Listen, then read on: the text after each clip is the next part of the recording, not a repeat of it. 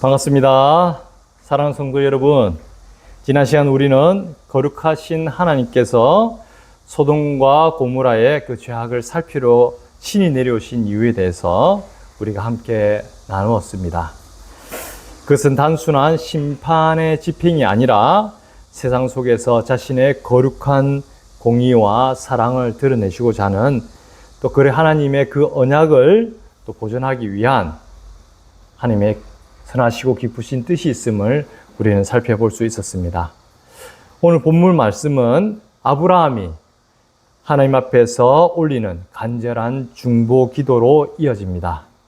아브라함은 50명에서 시작하여 45명, 40명, 30명, 20명, 그리고 마침내 10명에 이르기까지 계속해서 숫자를 줄여 나가면서 이 10명의 의인이라도 있을 때 소돔과 고모라를 멸하지 마시고 이 의인으로 말미암아 구원해 주실 것을 간절히 요구하는 그러한 기도의 내용을 우리는 살펴볼 수 있습니다. 겉으로 보면 이 장면은 마치 하나님과 아브라함 사이에 치열한 가계 흥정처럼 보이기도 합니다. 그러나 우리가 구속사적으로, 계시 역사적으로 이 말씀을 살펴볼 때 우리는 이 본문의 말씀이 단순히 숫자나 통계에 있지 않음을 깨달을 수 있습니다. 본문 18장 전체에서 모세가 의도적으로 반복하는 단어를 살펴보면 우리는 그 의미를 구속사적으로 더 자세하게 살필 수가 있는 것입니다. 그러면은 조금 전에 이야기했듯이 본문 이 18장에, 창세기 18장에서 가장 많이 언급하는 단어 중에 하나가 무엇일까요? 바로 의인입니다. 짜디크. 의인. 23절부터 32절에 이르기까지 무려 의인이라는 단어가 9번이나 반복되고 있습니다. 계속해서 반복된다는 말은 어떤 의미를 가진다고 했죠? 중요한 의미를 가진다고 했죠. 중요한 의미. 이 의인을 향한 이 하나님의 그 마음, 하나님께서 아브라함의 입술을 통해 고백되어지는, 강구되어지는 이 의인의 우리가 깊이 생각하면서 본문 말씀을 살펴볼 필요가 있는 것입니다. 왜냐하면 하나님의 관심은 단순히 소돔성에 사람이 몇 명 살고 있는가, 또는 의인의 그 몇 명 살고 있는가, 이 수치에 있는 것이 아니기 때문이죠. 하나님의 시선과 마음이 머무는 곳은 오직 하나, 즉 하나님이 찾으시는 의인, 의인이 거기에 있는가 없는가, 여기에 우리 하나님 마음이 있음을 오늘 말씀을 통해서 우리는 확인할 수 있어야 되는 거예요. 그렇다면은 성경에서 말하는 의인은 누구를 말하는 것인가, 우리는 생각해 볼 필요가 있죠. 보통은 우리가 의인 생각하면 도덕적으로 흠이 없는 도덕군자라든지 아니면 율법 행위를 완벽하게 지키는 그러한 사람을 생각하지 않나, 우리가 좀 그렇게 보통 그렇게 생각하는 경향이 있죠. 하지만 성경에서 말하는 하나님이 마음을 두고 있는 그 의인은 과연 진짜 도덕적으로, 윤리도덕적으로 훌륭한 사람을 말하는 것인가, 아니면 율법의 행위를 제대로 이룬 사람을 말하는 것인가, 우리가 생각해 볼 필요가 있는 거예요. 특히 성경 전체적으로 우리가 의인의 참된 의미를 개혁주의 신학의 조명 아래서 한번 깊이 조명해보는, 추적해보는 그러한 시간을 가지면 좋지 않나, 이런 생각이 듭니다. 우선 히브리어로 이 의인, 짜디크라고 하는데, 이것은 짜다크 또는 이제 차다크라고도 하는데, 이 동사로부터 유래가 되었습니다. 이 동사는 윤리적, 도덕적 완성을 뜻하기에 앞서서 어렵다고 선언하다, 재판관이 무죄를 판결하다, 또는 옳다고 판결하다, 또는 무죄를 송구하다 라는 명확한 법정적 의미를 가지는 거예요. 이 사람이 죄가 완전히 없다, 이것이 아니고 법정에서 재판관이 당신은 죄가 없다, 즉 무죄라고 선언한 그 상태를 의미한다라고 여러분은 생각하시면 됩니다. 즉 구약에서 의인은 먼저 법정적인 신분을 가리킨다라고 생각할 수 있는 것이죠. 이것은 신명기 25장 1절을 보면 하나님께서 재판관들에게 의인은 의롭다 하고 악인은 정죄할 것이며 라고 명령한 그 말씀에서 우리가 생각해 볼 수 있습니다. 여기서 의인이란 존재 자체가 본질적으로 죄가 하나도 없다라는 뜻이 아니라 재판장의 판결을 통해 법적으로 죄가 없음이 인정된 그러한 상태, 그러한 신분에 대해서 이야기하고 있는 것이죠. 이 사람이 의인이냐 아니냐는 그 사람 자체가 본질적으로 죄나 흠이 하나도 없는 그 상태라기보다는 재판관이 판단했을 때 이 사람은 무죄다라고 선고한 그것이 중요하다는 거예요. 그것이. 여기서 이 법정적 개념은 신약에 이르러 사도 바울도 로마서 3장과 4장에서 칭의를 설명하는 핵심 뼈대가 되고 있습니다. 바울이 사용한 히라버, 즉 헬라어에 보면 디카이오라는 이것이 이제 어렵다 하다 이런 의미를 가지고 있거든요. 어렵다라는 이 디카이오 역시 뭐냐면 죄인의 내면을 도덕적으로 개조한다는 뜻이 아니라 하나님의 어조로서 너는 어렵다라고 선포하시는 재판장의 판결을 의미하는 거예요. 신약에서도 동일하게 그렇게 사용하고 있는 것이죠. 하나님께서 죄인을 어렵다고 선언하시는 법정적인 선고, 그 판결, 이것이 성경에서 말하는 의인의 근본적인 정의다라고 여러분은 생각할 수 있어야 되는 것입니다. 창세기 18장에서 하나님이 찾으시는 의인, 이 또한 뭐라고 그러면 어떻게 우리가 생각할 수 있습니까? 스스로 힘으로 의를 도투된 자입니까? 그 어떤 죄나 흠이 없는 그런 상태를 이야기할까요? 아니죠. 그것이 아니라 하나님에 의해서 우리의 참 재판장 되신 하나님에 의해서 어렵다라고 인정받은 자를 이야기하고 있는 것입니다. 그렇다면은 인간이 어떻게 하나님께 어렵다함을 받을 수 있을까? 여기에 대해서 우리는 또 생각해 볼 수 있는 것이죠. 아브라함은 이미 그 답을 알고 있었습니다. 성경 전체에서 의라는 이 개념이 구속사적으로 처음 제시되는 결정적인 장면이 어디 나오느냐? 우리가 이미 말씀을 나눴던 창세기 15장 6절에 나옵니다.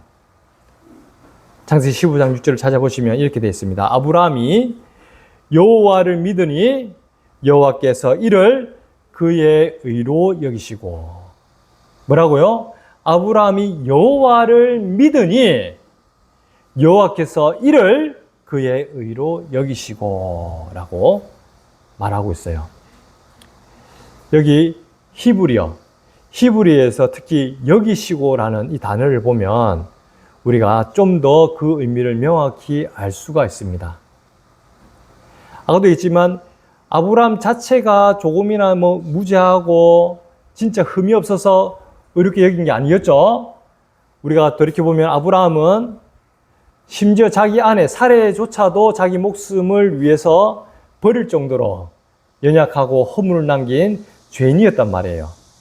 그런데 이런 아브라함을 하나님께서는 의롭다라고 여기신 그 근거가 무엇이냐? 그건 다른 것이 아니라 하나님께서 그 아브라함이 여호와를 믿는 그 믿음을 보고 의롭다라고 이야기를 했다는 것이죠. 근데 중요한 건 뭐냐면 아까 여기셨다. 이거는 뭐냐면 히브리의 동사는 하샤브라는 이 단어를 사용하는데 이 하샤브라는 단어는 상업이나 회계 용어로서 쓰인 단어라고 합니다.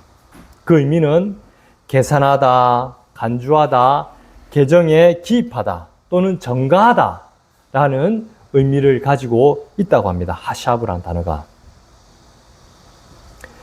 아브라함이라는 인물 자체 안에 본래부터 의로운 자산이 쌓여 있었던 것이 아니라 아브라함 역시 우리가 잘 아는 것처럼 죄와 허물이 많은 그런 죄인된 존재였지만 하나님께서는 약속의, 즉 하나님의 약속의 말씀을 바라보는 아브라함의 믿음을 보시고 하나님의 그 의를 아브라함의 영적 계정에 입금시키셨다, 전가시키셨다라는 그러한 의미로서 아까 하샤브, 여기셨다라는 단어를 사용한 것으로 우리는 생각할 수 있는 것이죠.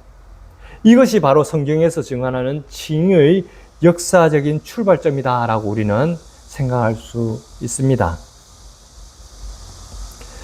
사도 바울은 로마서 4장에서 창세기 15장 6절 말씀을 무려 3번이나 인용을 하고 있습니다.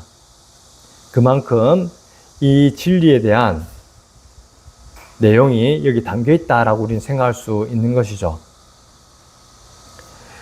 일하는 자에게는 그 삭시 은혜로 여겨지지 아니하고 보수로 여겨지거니와 이를 아니할지라도 경건하지 아니한 자를 의롭다 하시는 이를 믿는 자에게는 그의 믿음을 의로 여기시나니.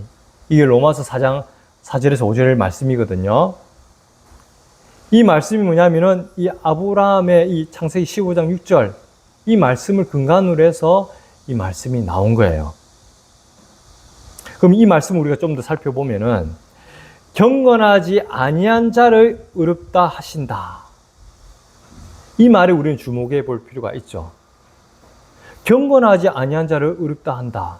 이게 과연 가능한 것인가? 어떻게 이게 가능하지? 그럼 하나님은, 거룩하신 하나님은 죄를 그냥 눈 감아 주시는 불의한 재판관이신가? 우리 이렇게 어떻게 보면 또 거꾸로 반문해 볼 수 있잖아요. 근데 성경에서는 명확하게 결코 그렇지 않다라고 이야기하고 있죠. 하나님의 공의는, 죄는 반드시 벌하시는 것이 하나님의 공의라는 것을 성경에서는 명확히 말씀하고 있습니다. 즉 죄에 대한 대가는 반드시 피로써 목숨값으로서 갚는다는 거죠. 그런데 하나님께서는 이 경건하지 아니한 자를 의롭다 하셨다라고 성경에서는 선포하고 있거든요. 그러면은 하나님께서는 이 아브라함을 어떻게 해서 의롭다고 했는가? 이 경건하지 아니한 아브라함을 어떻게 해서 의롭다 하셨는가? 우리는 구약을 신약과 별개로 생각하는 경향이 많은데 그렇게 생각하면 안 된다는 것을 우리 이 말씀을 통해서 한 번 더 확인할 수가 있는 것입니다. 왜냐하면 구약의 성도였던 아브라함 또한 우리가 믿는 믿음과 동일한 믿음을 가졌다는 것이 오늘 말씀을 통해서 확인할 수 있는 것이기 때문이죠. 구약의 성도들 또한 뭐냐면 우리는 완성된 십자가를 바라보지만 그분들은 완성될 십자가를 향해 앞을 바라보는 믿음을 가졌다는 거예요. 특히 창세기 3장 15절 아담과 하와가 범죄한 이유로 하나님께서 그들을 구원하시기에 예비해 두신 여자의 후손, 이 여자의 후손을 아브라함에게도 동일하게 약속하신 말씀이고 아브라함은 이 여자의 후손을 언약의 씨로 오실 참된 의인, 곧 우리가 믿고 있는 이 예수 그리스도를 믿음으로 바라보고 있었다는 것을 우리는 기억해야 된다는 거예요. 예수님께서도 친히 이 부분에 대해서 말씀하시죠. 요한복음 8장 56절에서는 이렇게 말씀하고 있습니다. 너희 조상 아브라함은 나이 때 볼 것을 즐거워하다가 보고 기뻐하였느니라. 뭐라고요? 수천 년 전에 있었던 아브라함이 그때부터 이미 뭐라고요? 나이 때에, 즉 예수 그리스도가 오셨던, 이 예수 그리스도가 친히 메시아로 오셨던 이때에 오실 메시아를 미리 보고 즐거워하다가 기뻐하였다라고 이야기를 하고 있어요. 예수님이 친히. 이러한 믿음이 오늘날 우리가 이미 오시고 십자가에서 모든 죄를 사하신 예수 그리스도를 믿는 믿음과 동일선상에서 놓고 어렵다 하셨다라는 것을 여러분은 기억하셔야 되는 것입니다. 하나님께서 경건하지 않는 자를 어렵다 선언할 수 있는 유일한 근거는 십자가에서 우리의 죄를 짊어지시고 율법의 모든 요구를 완벽하게 순종하신 예수 그리스도의 의가 우리에게 그대로 전가되었기 때문에 하나님께서는 경건하지 아니한 우리도 아브라함도 어렵다라고 선포하신 거예요. 이게 창세기 18장에서 하나님이 소돔성에서 찾으셨던 그 의는 동일하게 결국 훗날 홀로 십자가를 지시고 온 세상의 죄를 담당하실 참 의인이신 예수 그리스도와 그분 안에 거할 언약 백성을 미리 보여주신 계시적 비전이라고 우리는 말씀 가운데 확인할 수 있는 것이죠. 우리 개혁교회는 역사 속에서 이 칭의의 진리를 매우 명확하게 선명하게 고백해 왔습니다. 하이델베르그 요리문답 제60문에 당신은 어떻게 하나님 앞에서 의롭게 됩니까? 라는 질문에 답은 어떻게 합니까? 답 오직 참된 믿음으로 예수 그리스도를 믿음으로만 됩니다. 내 양심이 하나님의 모든 계명을 크게 범하였고 여전히 모든 악으로 기울어져 있지만 하나님께서는 아무 공로도 없는 나에게 순전한 은혜로 그리스도의 완전한 만족하게 하심과 의롭게 하심과 거룩하게 하심을 선물로 주시고 내 것으로 여겨 주십니다라고 우리는 고백하고 있죠. 뿐만 아니라 벨직 신앙고백서 제22조에서는 성령께서는 우리 마음속에 참된 믿음을 일으키셔서 예수 그리스도를 앉게 하십니다. 3조에서도 벨직 신앙고백서 203조에서도 우리의 행복은 죄사함에 있으며 하나님께서는 우리의 행위를 보시는 것이 아니라 그리스도의 순종을 우리에게 전가하십니다라고 고백하고 있는 것입니다. 뿐만 아니라 웨스민스터 신앙고백서 제11장 1항에도 칭의에 관련해서 이렇게 이야기하고 있습니다. 하나님께서는 효과적으로 부르신 자들을 의롭다 하신다. 이는 그들 속에 의를 주입하심으로가 아니라 그들의 죄를 사하시고 그들을 의롭다 여기시고 받아들이심으로 하신다. 오직 그리스도의 순종과 만족을 그들에게 전가하시고 믿음으로 그것을 받아들이게 하심 때문이다 라고 고백하고 있는 것이죠. 오직 그리스도의 순종과 만족하게 하심, 그것을 그들에게 전가하셨다. 우리에게 전가하셨고 믿음으로 그것을 받아들이게 하심으로 말미암아 우리가 의롭다함을 받았다라고 고백하고 있는 거예요. 우리가 경건하지 아니한 죄와 허물로 죽어 멸망할 수밖에 없는 우리가 의롭다 할 수 있는 근거는 오직 이 예수 그리스도의 그 십자가에서 이루신 의롭다 하심, 만족하게 하심, 거룩하게 하심이 우리에게 그대로 전가되었기 때문에 이게 가능한 것이다 라고 계속해서 이야기하고 있는 것이죠. 돌투신조 제1장에서도 동일하게 이야기하고 있습니다. 우리가 이 믿음을 갖게 된 것조차도 인간의 의지나 자격이 아니라 창세 전에 그리스도 안에서 우리를 택하신 하나님의 무조건적인 선택과 주권적인 은혜의 선물이다라고 가르치고 있는 거예요. 이처럼 계획주의 신학이 가르치는 의는 스스로의 도덕성을 자랑하는 자가 아니라 나는 죄인으로서이다. 베드로의 고백처럼 나는 죄인입니다.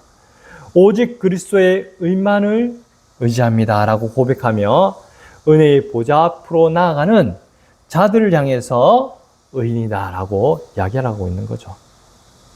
결론적으로 의인은 스스로 의롭게 된 사람이 아니라 창세전에 그리스도 안에서 택함을 받고 때가 되어서 부르심을 받을 뿐만 아니라 믿음을 선물로 받고 그리스도의 의를 전가받은 사람을 의인이라고 칭하고 있음을 여러분은 기억하셔야 되는 것입니다.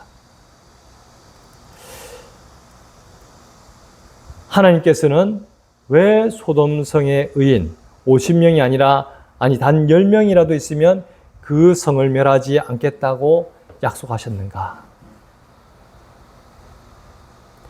그 의인들이 세상보다 더 도덕적으로 뛰어났기 때문입니까? 아니라는 거죠. 그들이 참 의인이신 그리스도와 연합한 하나님의 언약 백성이었기 때문에 하나님께서 의인이 50명이 아니라 단 10명이라도, 심지어는 1명이라도 있으면은 하나님께서 멸하지 않겠다 하실 그런 하나님의 뜻을 우리는 살펴볼 수 있어야 되는 거예요. 하나님 마음은 그리스도를 향해 있습니다. 또한 그리스도를 믿는 당신의 언약 백성된 그리스도인들에게도 동일하게 향하고 있는 것이죠. 그리스도의 의를 입은 자들에게 하나님의 눈길과 사랑이 머무는 것은 너무나 당연하다는 것을 다시금 이야기하고 있는 것입니다. 에베소서 1장 4절에서 5절에서는 이렇게 말씀하고 있습니다. 곧 창세전에 그리스도 안에서 우리를 택하사 그 기쁘신 뜻대로 우리를 예정하시고 예수 그리스도로 말미암아 자기의 아들들이 되게 하셨으니, 창세전부터 하나님의 그 기쁘신 뜻 가운데 우리를 그리스도 안에서 택하셨고, 그리고 하나님의 그 기쁘시고 선하신 뜻에 따라서 우리를 예정하실 뿐만 아니라 그리스도로 말미암아 당신의 아들로, 자녀로 삼으셨다라는 것을 에베소서 말씀에서는 선포하고 있는 것입니다. 또한 로마서 8장 30절에서도 이렇게 말씀하고 있죠. 또 미리 정하신 그들을 또한 부르시고, 부르신 그들을 또한 의롭다 하시고, 의롭다 하신 그들을 또한 영화롭게 하셨느니라. 심지어 그 하나님의 그 영광 가운데 여기서 다 뭡니까? 하셨느니라. 부르시고 의롭다 하셨고 영화롭게 하셨다. 다 과거형으로 이야기가 나오거든요. 이미 하나님 입장에서는 우리를 의롭다 하실 뿐만 아니라 이미 하나님의 그 영광 가운데 영원롭게 하셨다라고 성경은 선포하고 있는 거예요. 놀랍지 않습니까? 우리가 뭐라고? 창세기 18장에서 의인 10명을 찾으시는 하나님의 이 애타는 모습은 악인을 향한 단순한 우유부단함이 아닙니다. 창세전에 택하신 당신의 백성들, 이 당신의 백성들을, 당신의 자녀들을 단 한 명이라도 잃어버리지 아니하시고 끝까지 구원하시고자 하시는 하나님의 신실하신 언약적 사랑이 역사 가운데 흘러넘치는 그런 현장임을 여러분은 기억하셔야 되는 거예요. 단순히 소돔과 고모라의 심판을 보면서 하나님께서 심판하실 무서운 분이네, 그걸 끝나는 것이 아니라 오히려 그 넘어서 당신이 택하신 당신의 자녀 한 사람도 놓치지 않고 끝까지 구원하시는 하나님의 놀라운 그 사랑을, 헤세드를, 자비하심을 여러분은 기억하셔야 되는 거죠. 그것이 역사의 현상상인데 역사적 사건으로서 드러낸 것이 바로 오늘 말씀이 나오는 소돔과 고모라의 심판 사건이라는 거예요.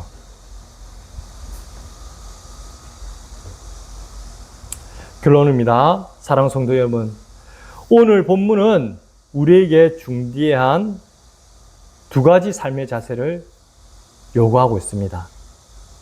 우리는 이미 하나님께서 기쁘시고 선하신 당신의 뜻에 따라 의인으로 칭함받은 자들임을 기억하셨다면 우리는 최소한 이 두 가지는 우리가 반드시 기억하고 일상 가운데 순종하는 삶을 살아야 되는 거죠. 첫 번째는 뭐냐면 자신의 의를 증명하는 신앙에서 벗어나서 이제는 어떻게 돼요? 그저 값없이 예수 그리스도의 그 피값으로 의롭다함을 증가받은 그러한 삶에 대해서 감사해야 되는 것이 바로 우리의 삶의 모습이라는 거예요. 제가 늘 이야기하지만 우리 삶 가운데 감사함이 없다. 그럴 때는 우리는 하나님 앞에서 무릎 꿇고 엎드릴 때라는 것을 여러분은 기억하셔야 되는 겁니다. 범사에 감사하라. 범사에 감사하라. 그 어떤 상황 가운데서도 감사할 수 있어야 되는 것이 바로 우리 그리스도인이어야 된다는 거예요.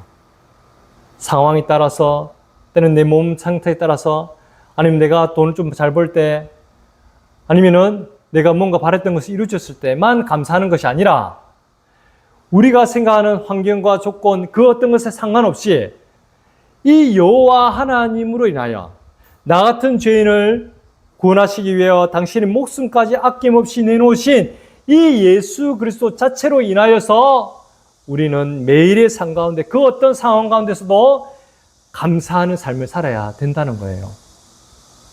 그리고 우리가 이미 의롭다함을 받은 존재가 되었다는 것은 우리가 존재 자체가 이미 하나님 나라의 천국 시민임을 기억하셔야 되는 거죠.